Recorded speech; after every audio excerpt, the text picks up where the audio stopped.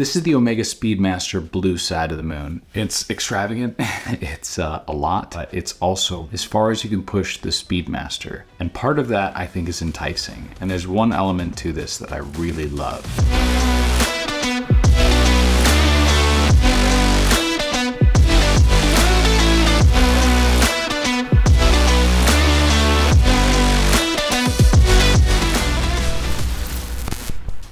So the Omega Speedmaster blue side of the moon is a watch that I think kind of fits in the Speedmaster lineup near the high end. This is a $15,000 watch.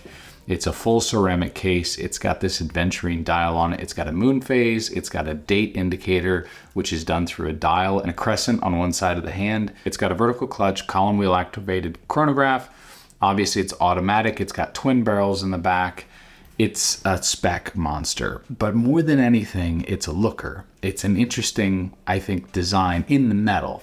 When you see pictures of it, and I show you some of them, some of the pictures on Omega's website, the thing looks blue, like very blue. And it feels like a little bit too much, and I don't think it was that appealing to me from those images. But I went into Moyer, which is my local jeweler and my local Omega dealer. So I went into Moyer Fine Jewelers and I took a look at it, and I had been told by Bill that it's a great watch and it's very popular. And so I thought, you know, why is this thing so popular from these images? I went in, and sure enough, as soon as I had it, honestly, away from the jeweler lights, like I had it just in my hands in a little bit more low light, then I understood. Then I could see some of the things that are in this that I hadn't seen before. And a lot of that has to do with those refinements that honestly make it kind of more a dress watch than a sports watch. And that's not necessarily a bad thing, but it is in that kind of gray area of, you know, it's a big size, right? So you can see all the specs on the screen. It's definitely a big case, both in terms of thickness and in terms of diameter. It's got a decent lug to lug as a result, but it's, you know, it's not going to be the most wearable thing, I think, for most people. I can wear it on a 6 3/4 inch wrist, which is what mine is. But, you know, outside of that, if you go any lower, you may have to really try it on to make sure that it's going to fit long term. Again, I think it's wearable, but does it then allow it to be a dress watch? I think that's kind of the question. And it's tough. Like, it's designed, the dial is so flashy. So this Aventurine dial, I think, is one of the things that really stood out to me in low light more than in bright light. In bright light, it looked a little too glamorous, a little too glitzy. But when I had it in low light, what I really enjoyed, especially, you know, as I've been walking around my house here with it, the fact that it's got, you know, in this low light scenarios, you notice the little bits of light that are in the room reflect off the dial, right? So like there's not much light in the room. You're kind of sitting, especially like, you know, I'm laying in bed and I'm looking at it, and I notice like, oh, must be a light coming from the bathroom, and that's causing me to see these sparkles on the dial. And it's really cool. It's like looking at a night sky that kind of shimmers, but in your hand.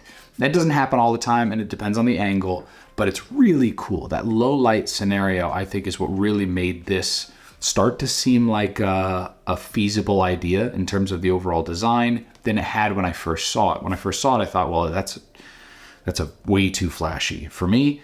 Obviously, it comes down to taste also. I'm not someone that typically wears something like that. Even this in bright light, like in daylight, I could never wear this to work. I could never wear this in my day-to-day life. But for most people that wear a suit, like, you could definitely fit this into your life, I would imagine. But the dial's flashiness in the fact that it sparkles, I think, is the reason why some people may or may not be able to do it. Some of those finer details that are still in here also are really nice.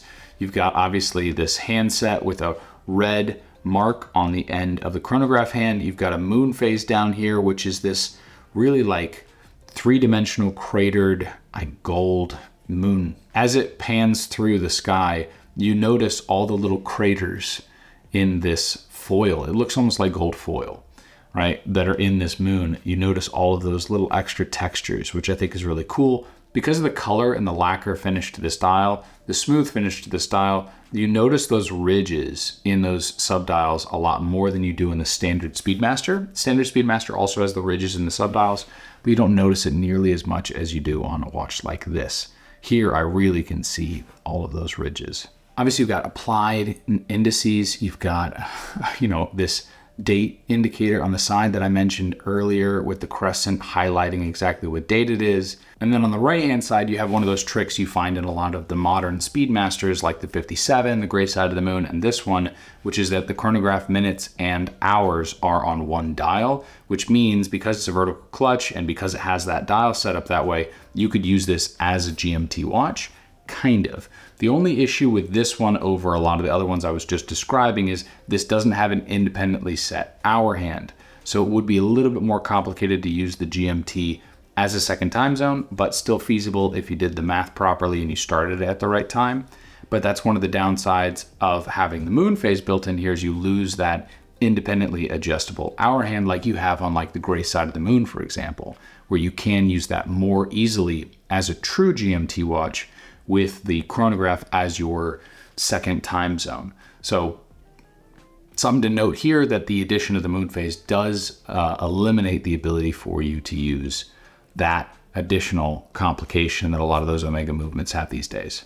Obviously the strap on here is fantastic. It toes the line between smooth and supple and stiff enough to maintain its shape, which is why I'm sure if you're going to buy this on the secondhand market, this strap costs a fortune.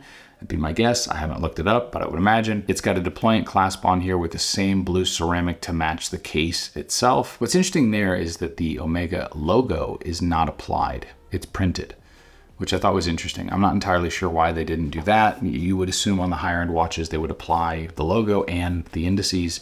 Maybe they wanted to give room enough for you to notice the applied indices, which do reflect a lot. And then the bezel here does not have a dot over 90. If people care about that, but it does have the text here written on the bezel in this like gold tone. I actually wondered if these were like gold fillings on the bezel here. They're not actually engraved. They're just, I think, baked into the ceramic. This is their liquid metal technology. I didn't know anything about it until I saw this watch. The indices and the hands are gold, if that matters to you. Again, the thing with these watches is like, it's all about aesthetics more than it is about like the weight of gold or how much gold is on there. It's cool to say that it's built in, but for the most part, this watch here is designed around the look, the aesthetic, and the ceramic case, and the price kind of derives from that, as well as the complications of the moon phase. Now, one of the things that I think is the best part about this watch is the ceramic case. Now, I had the gray side of the moon in here. I have a Speedmaster lineup coming up here next week.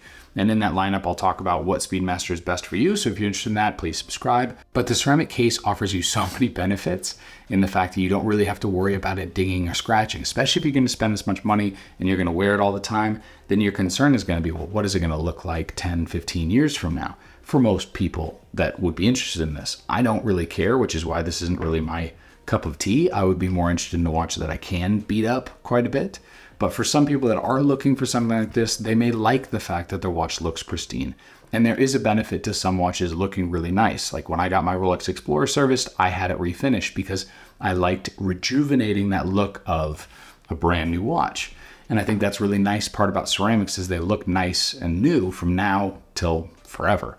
So definitely favorite part about this watch. It's not necessarily my cup of tea. I'm not going to go out and buy it, but I like it. Again, Speedmaster Roundup, I'll talk about it again in there and who this may be best for. But until then, I'll see you in the next one. Take care.